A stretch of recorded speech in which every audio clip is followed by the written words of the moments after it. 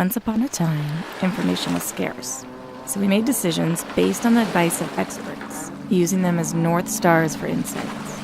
Now, thanks to the internet, we can ourselves try and find our own answers to questions that plague us and find information to make informed decisions. But instead of finding clear answers, we often find noise. We're living in a world where we have too much information, and because of that, we're even more susceptible to great story. It's what helps us decide what to believe in. Stories are important because they're meaningful, and they're meaningful because they're memorable, impactful, and they personally connect. First, let's talk about memorability. Eugene O'Kelly was a CEO of a consulting company. He started having headaches. He was referred to a top neurosurgeon in New York, where he was diagnosed with late-stage brain cancer, and he was given 3 months to live. He started talking to his wife, how does he want to spend those 100 days? He was purposeful about who he spent time with and what stories to share with them. He also thought hard about what would be remembered in those last 100 days. He and his wife would live each day with a focus on finding perfect moments, where time expands and when noise is separated from signal. All that exists is that single moment. And he found in those perfect moments, those were the most memorable stories that defined his life. In one study, researchers asked students to make a 1-minute persuasive pitch to other members in their class. And on average, a typical student used 2.5 statistics in their pitch. Only 1 in 10 told a story. 10 minutes later, the researcher asked everyone to pull out a sheet of paper and write down every single idea they remembered. Only 5% remembered any statistic. 63% of the students remembered the story. Stories are memorable in a way that statistics aren't. Now let me talk about impact. Research shows that individuals are more likely to buy from a person or an organization whose story they believe in and which resonates with them. In one study, Deb Small at the University of Pennsylvania and her colleagues wanted to determine how to best raise money for Save the Children, a charity focused on the well-being of children worldwide. They created 2 versions of a marketing pamphlet.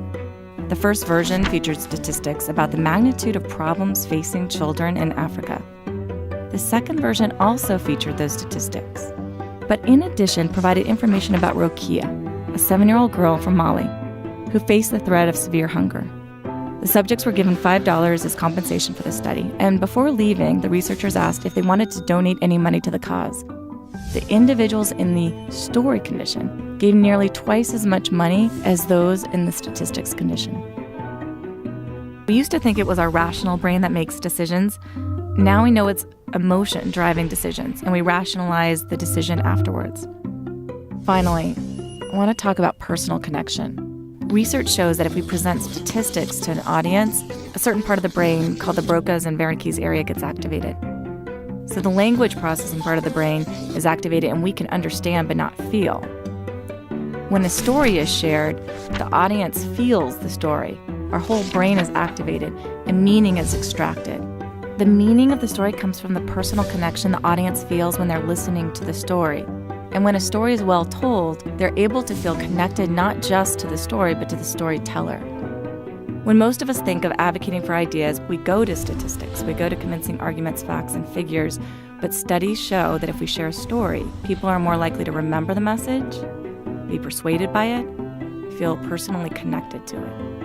And when data and stories are used together, audiences are moved both intellectually and emotionally.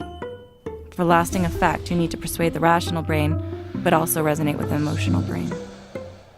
Recent behavioral research has shown why stories are so powerful. It's because they're meaningful.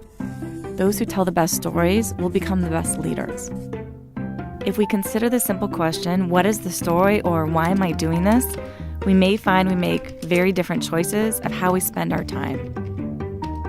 ISABEL Allende once wrote, "Silence before being born, silence after death. Life is nothing but noise between those 2 unfathomable silences." But there is signal and there is noise. And how do we reduce the noise? Story.